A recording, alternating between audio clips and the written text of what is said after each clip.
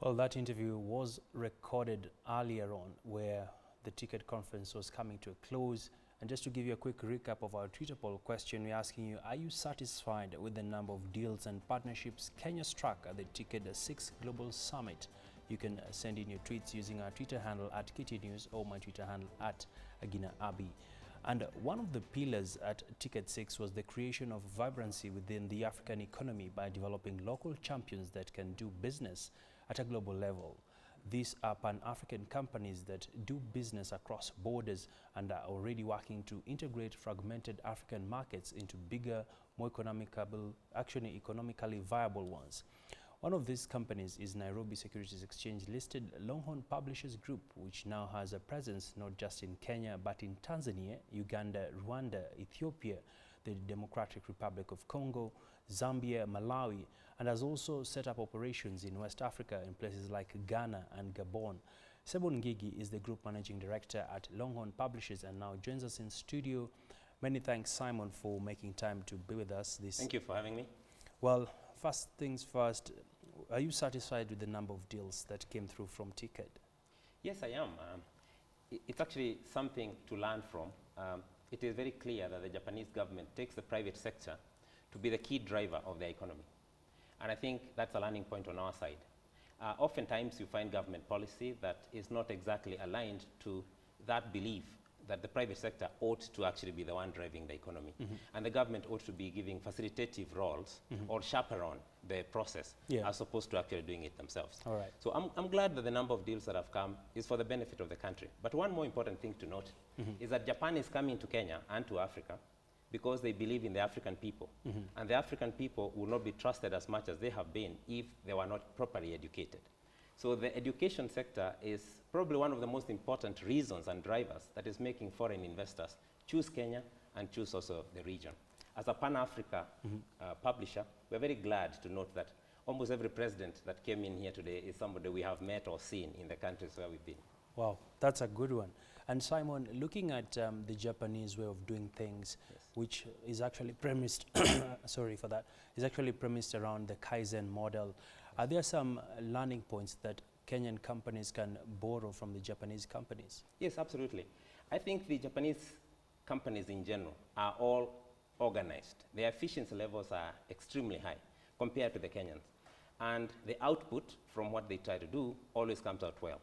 So the quality of their products, be it cars, technological products, and so on, the reason why we are buying them is because we believe in them.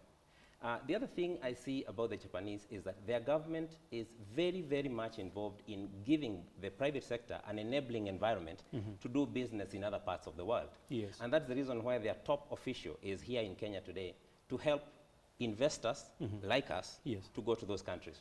I think it's a wish list for Kenyan private sector to see our government taking us to African countries or even other parts of the world, especially the sector I work for, education sector. We have a lot to offer throughout the world.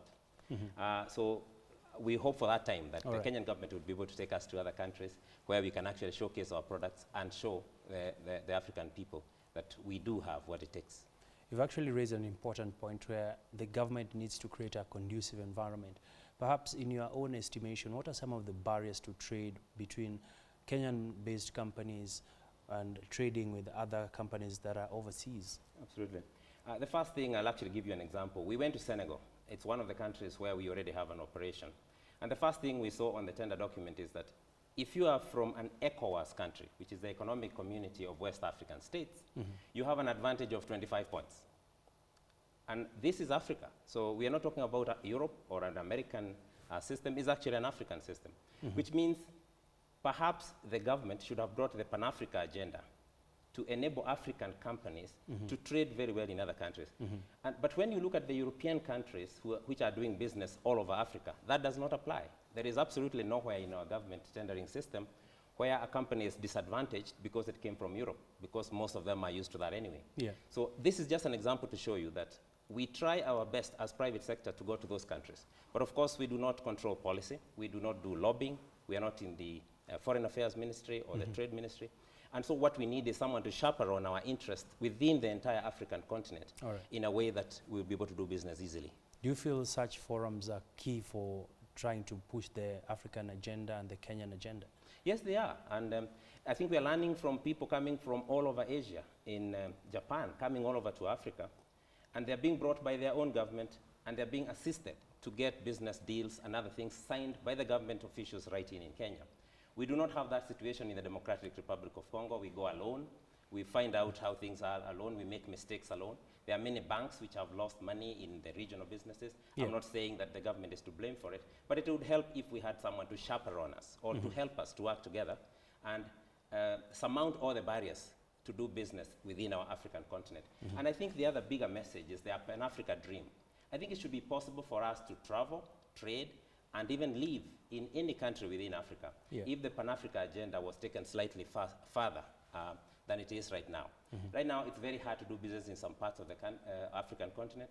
To get a visa to go to some of them is next to impossible, and we are talking about the Pan-African dream and be able to do business across the region. As a business, Longhorn has been lucky to be in more than 12 countries, but it's been very difficult for us to be able to penetrate the bureaucracies and the government machineries in those countries without the support of our parent government. And Simon, you seem quite passionate about the Pan-African agenda. Perhaps looking at intra-Africa trade, we are seeing intra-Africa trade is quite at a low level. We are looking at about less than 30% of trade is done intra-Africa. Perhaps, what are some of the barriers aside from the government bureaucracy you've talked about? Is it a question of also capacity building for these Kenyan companies to be able to sort of reach out to these companies? I don't think it's more to do with capacity. If you look at our industry, for example, Longhorn Publishers at the moment is developing products for 100 million pupils. Pupils in Ethiopia, pupils in DRC, and all these other countries that I've just explained.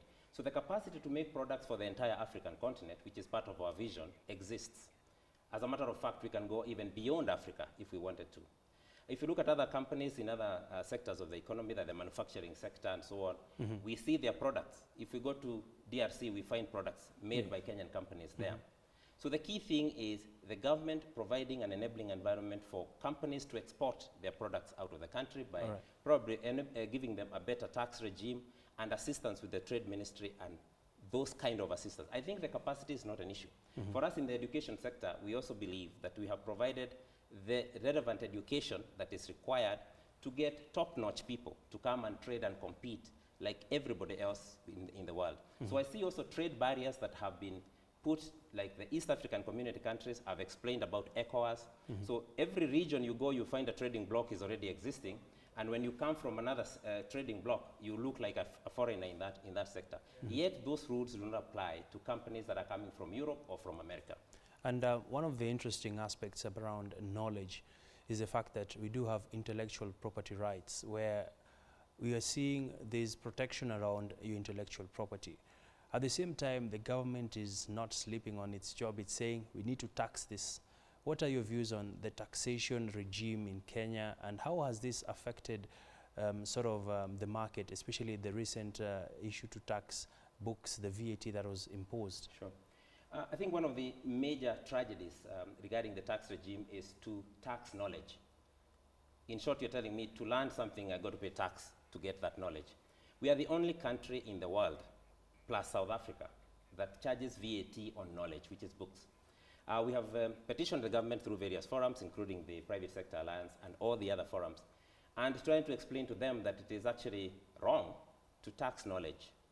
What has happened to us is, why is it wrong?